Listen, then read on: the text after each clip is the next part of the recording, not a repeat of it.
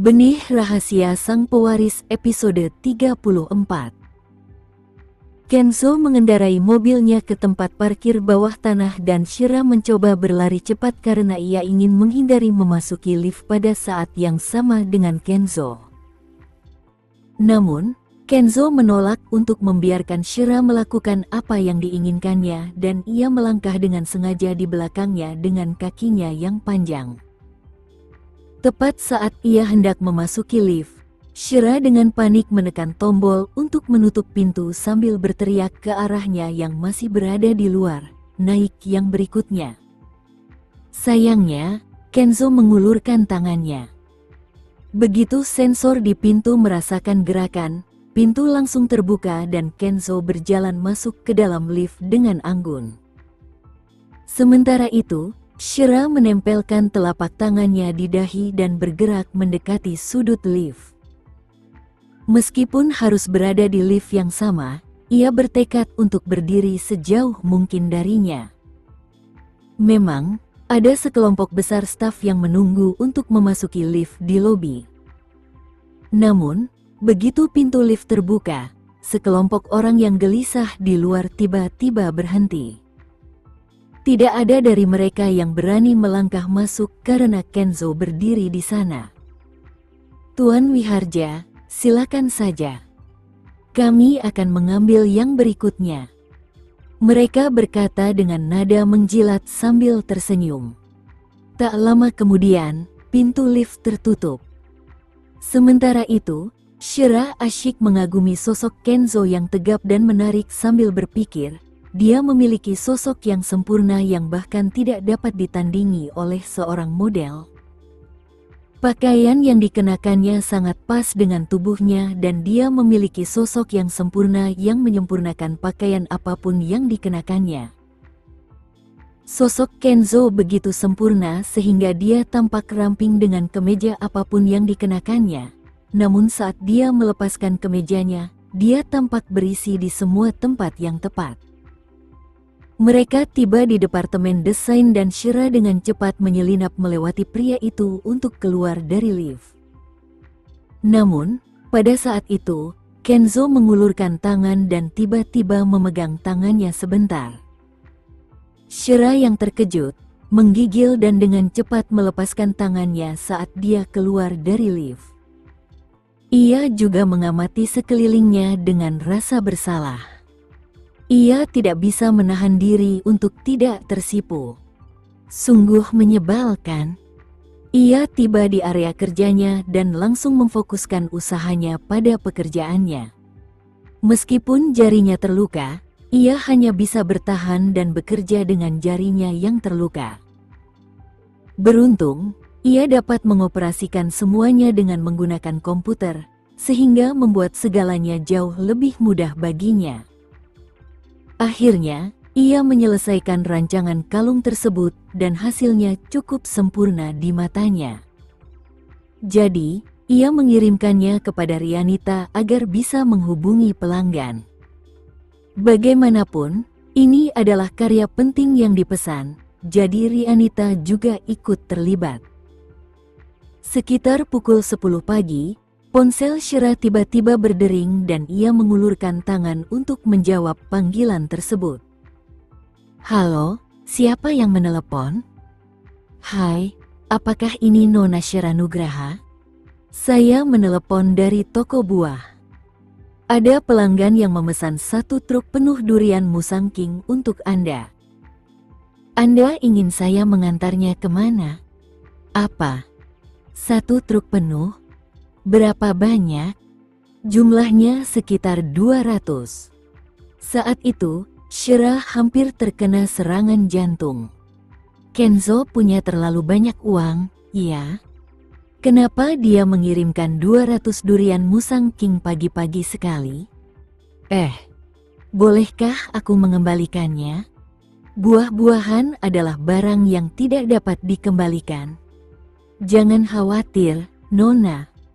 Kami menyediakan Musang King kualitas terbaik, jadi kualitasnya pasti bagus. Aku tahu itu dan aku percaya barangmu berkualitas baik, tapi Aqua Nol tidak membutuhkan sebanyak itu. Nona, saya benar-benar tidak bisa memproses pengembalian untuk ini. Buah tidak bisa dikembalikan setelah terjual.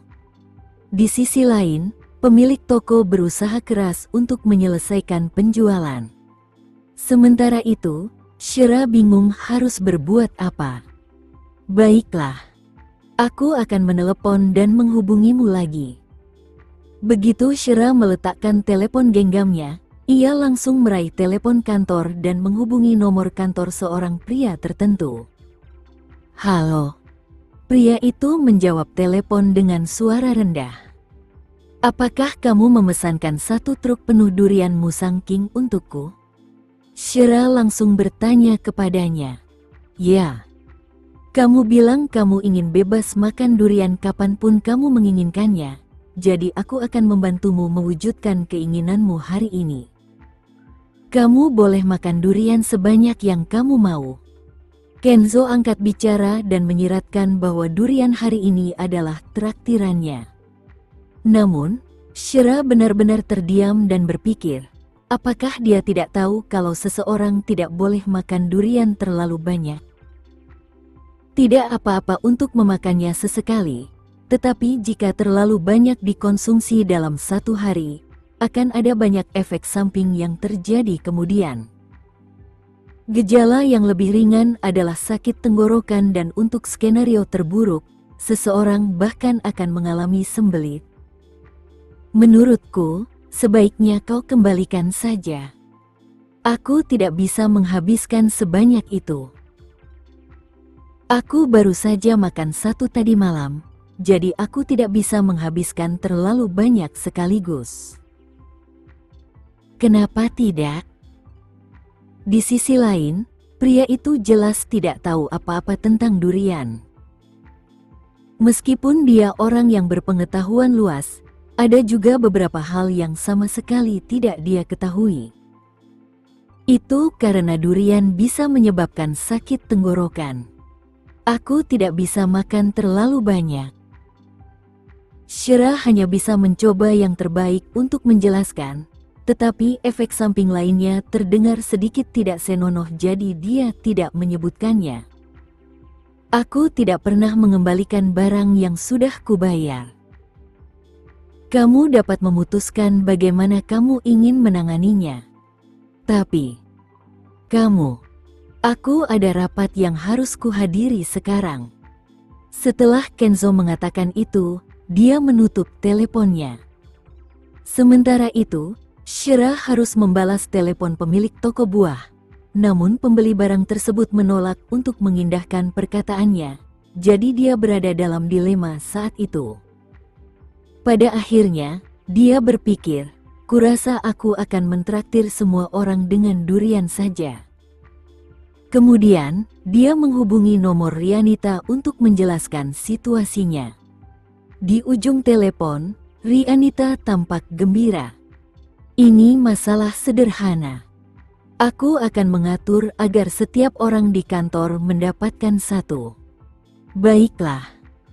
Kalau begitu, silakan atur acaranya, tapi jangan bilang kalau ini aku yang traktir. Beritahu mereka kalau ini traktiran Presiden Wiharja. Mendengar itu, Rianita tertawa terbahak-bahak. Apa kamu yakin ingin memberitahu mereka bahwa dia yang mentraktir? Ya, katakan saja. Aku tidak mau menerima pujian ini, Shira bersikeras. Baiklah. Kalau begitu, kita akhiri saja. 10 menit kemudian, pemilik toko buah dengan senang hati membagikan durian di pintu masuk kantor, dan setiap anggota staf perusahaan yang lewat diberi 1. Hal ini terus berlanjut dan tidak ada yang tertinggal sampai semua buah habis. Setelah semua itu, Vina kembali ke atas dengan semangat dan memegang 2 buah durian di tangannya. Shira mengungkapkan rasa terima kasihnya saat Vina dengan gembira berkata, "Shira, tahukah kamu siapa yang mentraktir kita? Ini Presiden Wiharja. Ini juga jenis Musang King." Semua orang sangat senang. Saat itu, Shira berusaha menahan tawanya. Bagus sekali. Aku juga cukup senang. Setelah Vina keluar dari ruangan, Shira memegangi perutnya dan meletakkan kepalanya di atas meja. Ia tertawa terbahak-bahak dan hampir terjatuh ke lantai. Aku ingin tahu seperti apa ekspresi Kenzo jika dia tahu tentang ini.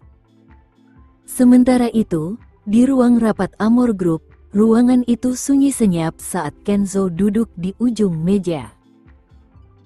Ia memancarkan aura dominasi yang terlihat pada seorang pemimpin dan di bawah cahaya lampu proyektor, ia jelas memancarkan aura seorang presiden yang kuat. Orang-orang yang hadir hari ini adalah seluruh tim manajemen Puncak Amor Group, dan masing-masing dari mereka terlibat dalam menjalankan berbagai proyek berskala besar di seluruh dunia. Mereka harus melaporkan kembali kepada Kenzo tentang kemajuan proyek mereka setiap hari dan tidak ada ruang untuk kesalahan atau kelalaian. Amor Group terlibat dalam berbagai skema keuangan di seluruh dunia, sehingga perusahaan tersebut sebenarnya lebih dari sekadar bisnis terkemuka di negara tersebut. Setelah Kenzo diangkat sebagai presiden, ia memegang kendali ketat atas perkembangan perusahaan. Ia akhirnya memimpin Amor Group menuju masa depan yang jauh lebih cerah dari sebelumnya.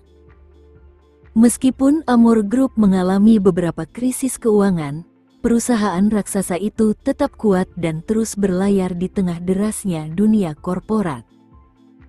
Pertemuan berakhir pada pukul 11.30 pagi dan Kenzo kembali ke kantornya setelah itu. Pada saat itu, Firdaus berdiri di sampingnya dengan bibir mengerucut, dan dia tampak seperti memiliki sesuatu untuk dilaporkan. Kenzo meliriknya dan bertanya, "Ada apa?"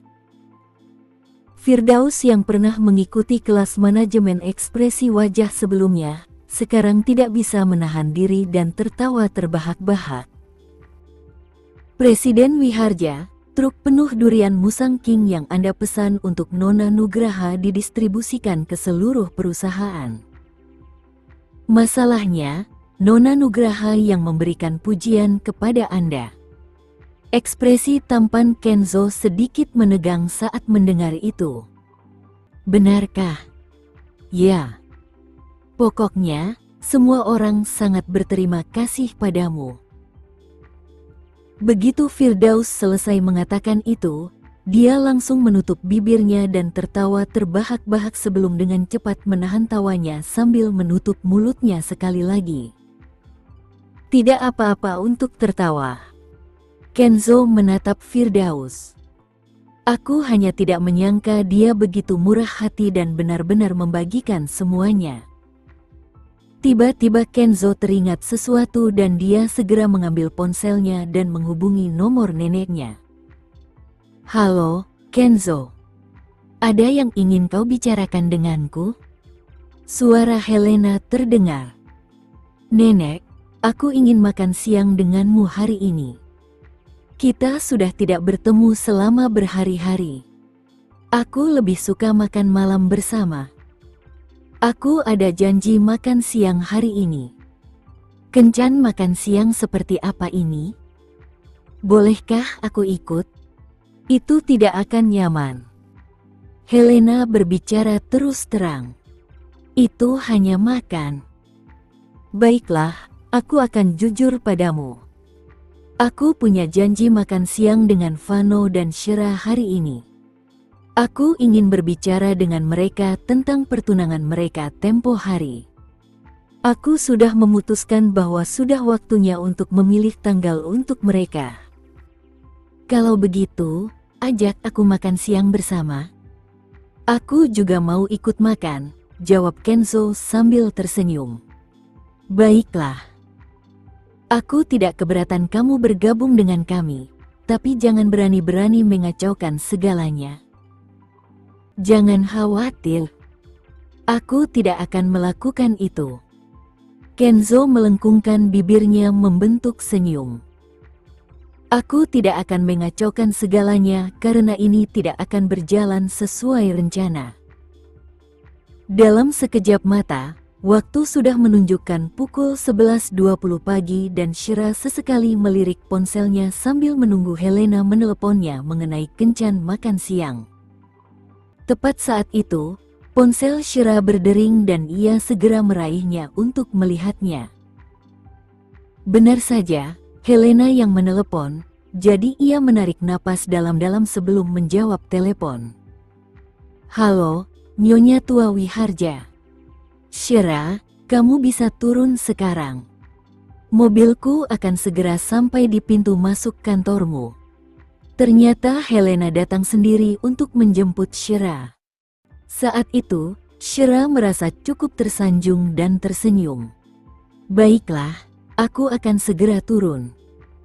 Shira berjalan keluar dari pintu masuk dan melihat mobil hitam terparkir di dekat pintu masuk, dan logo Rolls-Royce berwarna emas yang dominan terlihat jelas.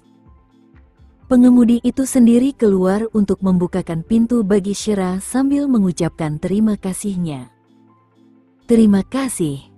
Sama-sama, Nona Nugraha, jawab sopir itu. Maka, Shira masuk ke kursi penumpang belakang dan melihat Helena berpakaian anggun dalam gaun ungu tua yang dilapisi benang emas. Kancing gaun itu terbuat dari batu rubi dan jelas bagi mata bahwa gaun itu adalah gaun pesanan buatan tangan. Halo, Nyonya Tua Wiharja. Shira menyapa Helena. Sudah berhari-hari sejak terakhir kali kita bertemu. Apa yang terjadi dengan jarimu? Helena langsung menyadari jari Shira yang diperban. Tidak apa-apa. Aku tidak sengaja melukai diriku sendiri. Apakah itu potongan yang buruk? Tidak terlalu serius. Hanya luka kecil. Shira mengerutkan bibirnya dan tersenyum. Mendengar itu, Helena menganggukkan kepalanya. Cobalah lebih berhati-hati lain kali. Setelah itu, wanita tua itu melirik keluar jendela mobil ke gedung di depannya. Apakah kamu bekerja di sini? Ya. Bagus sekali. Kenzo telah mengambil alih perusahaanmu, jadi perusahaan kamu kini menjadi bagian dari bisnis keluarga kami. Akan jauh lebih mudah bagi kami untuk membantumu di masa mendatang. Shira merasa agak tidak nyaman. Kenzo tidak hanya mengambil alih Amor Jewelry Atelier demi membantu staf seperti dirinya, tetapi juga telah membeli Queen International Group yang terkenal di dunia yang mendukung merek Amor Jewelry Atelier. Nyonya Tua Wiharja, aku baik-baik saja jadi tidak perlu repot-repot menolongku. Shira mengungkapkan rasa terima kasihnya yang tulus. Kamu tidak perlu malu, nak. Kita wajib melakukan itu. Aku juga berusaha menebus kesalahanku dengan membantumu. Dengan begitu, aku merasa sedikit lebih baik. Mata Helena memerah saat dia berbicara.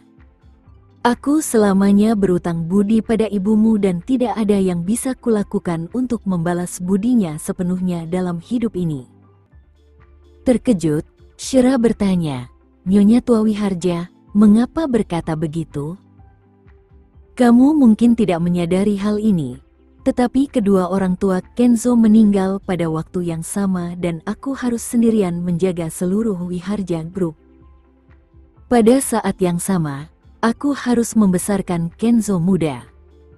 Aku menaruh semua harapanku pada Kenzo, jadi jika sesuatu yang buruk terjadi padanya, aku akan kehilangan pilar kekuatan yang tersisa dalam hidupku. Pengorbanan terakhir ibumu memberi harapan Wiharja Group yang kami miliki saat ini. Hati Shira mencelos saat mendengar itu. Ia bahkan tidak bisa membayangkan keadaan Helena saat itu. Helena adalah seorang wanita berusia 50 tahun yang berusaha mengatasi kehilangan mendadak putra dan menantunya, dan ia harus melangkah maju untuk mengelola perusahaan multi-juta dolar sendirian. Selain itu, Ia harus membesarkan cucu laki-lakinya yang masih kecil dan saat itu, Kenzo adalah satu-satunya harapannya. Saat ini, Kenzo telah tumbuh menjadi pria mandiri dan menjalankan perusahaan dengan baik, sehingga dia akhirnya bisa bersantai dan menikmati kehidupan pensiun. Ibumu adalah wanita hebat dan meskipun aku belum pernah berbicara dengannya sebelumnya, dia memiliki sosok yang perkasa dan heroik di hatiku. Shira juga masih cukup muda, baru berusia 2 tahun saat itu, jadi kesannya terhadap ibunya hanyalah sosok wanita yang tampak sangat heroik dalam foto-foto itu. Saat itu, ayahnya baru saja memulai bisnisnya, jadi Shira dibesarkan oleh nenek dari pihak ibunya. 2 tahun kemudian, ayahnya menikah lagi dan saat itulah Rachel bergabung dengan keluarga mereka. Rachel membawa serta seorang putri bersamanya. Setelah nenek Shira meninggal karena sakit, ayahnya akhirnya membawa Shira kembali ke rumah untuk merawatnya. Helena dengan cepat menghentikan topik pembicaraan karena dia tidak ingin mengungkit masa lalu Shira yang menyakitkan. Jadi dia tersenyum dan bertanya, "Shira, mengapa kamu tidak menebak siapa orang lain yang akan bergabung dengan kita untuk makan siang?" Sebenarnya, Shira cukup yakin bahwa Vano yang akan bergabung dengan mereka untuk makan siang, tetapi dia hanya bisa berpura-pura bingung. "Apakah kamu mengundang orang lain untuk bergabung dengan kita?" "Ini Vano. Aku mengajak kalian berdua makan siang bersamaku untuk berdiskusi dengan baik. Benar-benar di luar dugaanku bahwa kamulah cucu kecil yang menyelamatkan Vano saat itu. Pasti ini takdir." Shira mengerutkan bibirnya dan tersenyum. "Aku juga tidak menyangka dia cucumu." Helena meminta Shira untuk menjelaskan proses penyelamatan Vano secara terperinci, jadi Shira menyetujui permintaan tersebut dan berbicara panjang lebar tentang cobaan itu. Shira juga menceritakan beberapa pengalamannya dengan Vano saat mereka berada di luar negeri kepada Helena. Sementara itu, Helena mendengarkan dan menyimpulkan dalam benaknya bahwa itu adalah bukti hubungan kasih sayang Shira dan Vano. Oleh karena itu, wanita tua itu sangat ingin mempertemukan pasangan itu. Suatu ketika Shira adalah bagian dari keluarga Adinata, maka Helena secara alami dapat terus memberikan dukungan dan kompensasi untuk Shira dalam setiap aspek.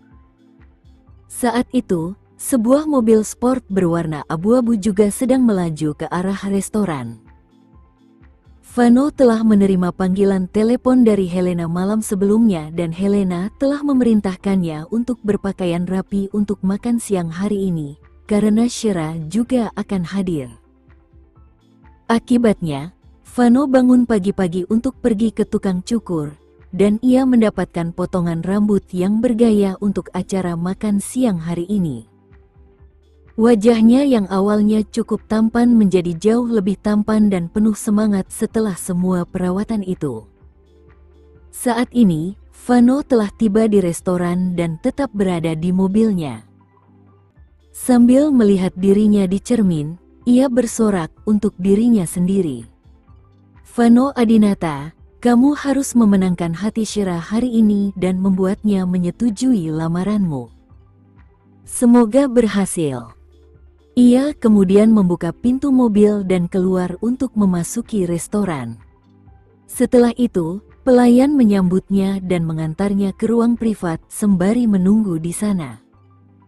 Sementara itu, Helena dan Shira tiba pukul 11.50 pagi. Sepanjang perjalanan, Shira sibuk dengan pikirannya sendiri mencari cara menjelaskan masalah lamaran itu kepada Helena, sehingga Helena bisa melupakan rencananya untuk mengatur pernikahan mereka. Begitu mereka memasuki ruang pribadi, Vano langsung berdiri menyambut mereka dan dengan penuh kasih menyapa Helena, "Nenek, kau di sini." Setelah mengatakan itu, dia mengarahkan matanya yang berbentuk almond penuh kasih sayang ke arah Shira. Shira. Sementara itu, Shira menyambutnya dengan senyuman. Kamu datang cukup awal hari ini. Aku tidak berani terlambat makan siang bersamamu, jawab Fano jenaka. Mendengar itu, Shira tak kuasa menahan diri dan tertawa mendengar kata-katanya. Helena memperhatikan interaksi mereka dan diam-diam merasa senang. Mereka memang pasangan yang serasi. Mereka tampak sangat serasi. Apa yang terjadi dengan jarimu? Coba aku periksa. Fano langsung menyadarinya sehingga ia segera mengulurkan tangan untuk memegang tangan wanita itu dan memeriksa lukanya. Sebagai tanggapan, Shira buru-buru menarik tangannya. Aku baik-baik saja. Aku tidak sengaja melukai diriku sendiri saat sedang memotong sayuran. Kamu ceroboh sekali. Sebaiknya kamu tidak memasak lagi mulai sekarang. Aku akan mentraktirmu makanan. Tidak, Leon tidak terbiasa makan di luar. Silakan duduk. Mari kita pesan makanan kita. Helena duduk di ujung meja dan manajer restoran datang sendiri untuk menerima pesanan mereka. Pada saat yang sama, ia memperkenalkan mereka pada makanan khas restoran tersebut. Shira duduk di sana dan mendengarkan ia memperkenalkan bahan-bahan segar dan impor yang mewah, yang semuanya diterbangkan ke restoran, dan ia menyadari dengan mendengarkan cara bahan-bahan tersebut diperoleh bahwa ini jelas bukan restoran yang terjangkau bagi masyarakat umum. Kalau begitu, berikan kami masing-masing satu. Helena mengumumkan dengan angkuh. Saat itu, Helena tiba-tiba teringat bahwa ada orang lain yang bergabung dengan mereka. Jadi dia segera menjawab, hari ini akan ada 4 orang dari kita. Seketika, Shira dan Fano saling bertukar pandang. Apakah ada tamu misterius? Siapa dia? Namun, Helena sedang sibuk mengobrol dengan manajer. Jadi mereka tidak menyela pembicaraan. Tiba-tiba, seorang pelayan mendorong pintu dari luar dan sosok yang tinggi dan tegap masuk ke ruangan. Ia memegang jas di tangannya dan mengenakan kemeja putih yang dipadukan dengan celana panjang hitam. Singkatnya, pakaiannya minimalis namun penuh keanggunan. Mata Shira yang indah terbelalak saat melihat lelaki itu. Dan dia cukup terkejut saat mendapati lelaki itu ada di sini juga. Orang yang masuk ke ruangan itu sebenarnya adalah Kenzo, pria yang tanpa malu-malu mengatakan bahwa ia ingin ikut makan siang bersama pada malam sebelumnya. Pada saat yang sama, Fano juga menyipitkan matanya yang berbentuk almond. Mengapa nenek mengajaknya? Dia hanya akan merusak segalanya. Kenzo, kok kamu ada di sini juga? Apa kamu tidak ada acara makan siang? Fano mengangkat alisnya dan bertanya dengan nada penasaran. Kenzo menarik kursi dan sengaja duduk di sebelah Shira sebelum menjawab sambil tersenyum. Yah, aku tidak diundang ke konferensi makan siang manapun, jadi aku tidak punya pilihan selain menerobos masuk dan bergabung dengan teman makan siangmu juga. Puff, aku yakin banyak orang yang ingin memberimu hadiah. Fano tidak percaya sepatah kata pun yang diucapkan Kenzo. Lebih jauh, Fano cukup yakin bahwa sepupunya pasti sengaja muncul untuk mengacaukan segalanya. Sementara itu, Helena tersenyum saat melihat kedua cucunya hadir. Kenzo mengatakan kepadaku bahwa dia tidak punya rencana makan siang hari ini, jadi aku mengundangnya. Pada saat itu, Shira menoleh untuk melirik pria yang dimaksud, dan dia melihat wajah tampannya sedikit menegang. Kenzo jelas tidak menyangka Helena akan mengungkap kebohongannya. Akhirnya, Kenzo mengambil cangkir tehnya dan menyesapnya. Pada saat yang sama, dia mengintip dari tepi cangkir tehnya, dan tatapan gelapnya tertuju pada wanita di sebelahnya. Adapun Shira, Dia sengaja menoleh ke arah lain begitu merasakan tatapan mata pria itu. Shira, aku yakin tidak perlu memperkenalkan orang ini padamu, kan? Dia cucuku, Kenzo Wiharja. Kalian pasti pernah bertemu di kantor, kurasa? Tanya Helena sambil tersenyum. Sementara itu, Shira tampak sedikit malu saat berbicara dengan rasa bersalah. Ya, kita pernah bertemu. Kami tidak hanya bertemu, tetapi kami juga berciuman lebih dari sekali. Itu terutama karena kepribadian Kenzo yang tidak tahu malu, dan bahwa dia menciumnya dengan paksa setiap kali. Pada saat itu, Vano mengulurkan tangan untuk memegang tangan Helena. Nenek, mengapa kamu tidak cepat-cepat memberitahu kami tujuan makan siang bersama hari ini? Jantung Shira berdebar kencang saat mendengarnya, dan dia menoleh ke arah Helena. Pada saat yang sama, Helena melirik Shira dengan senyum di wajahnya sebelum menoleh ke arah Vano, yang duduk di sebelah Helena. Shira dan Vano, aku sangat senang mengetahui bahwa kalian berdua menjalin hubungan, jadi aku mengajak kalian berdua hari ini untuk membicarakan tanggal pernikahan. Dengan begitu, kita bisa menyelenggarakan upacara pernikahan sesegera mungkin. Pada saat itu, Shira berpikir dalam hati, Kenzo benar dalam tebakannya.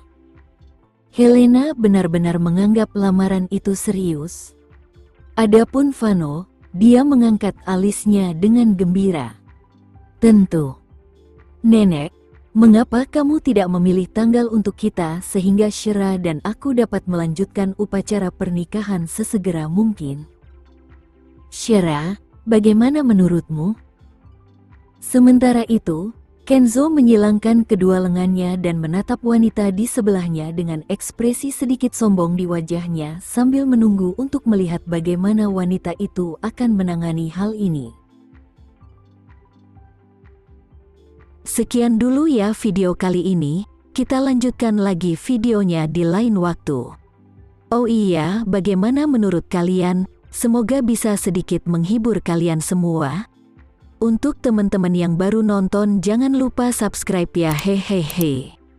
Dan kalau teman-teman ada yang ingin gabung langganan, bisa langsung gabung saja untuk dapat fitur yang menarik dan sedikit membantu Mimin. Terima kasih banyak sudah menonton, sampai jumpa lagi, bye.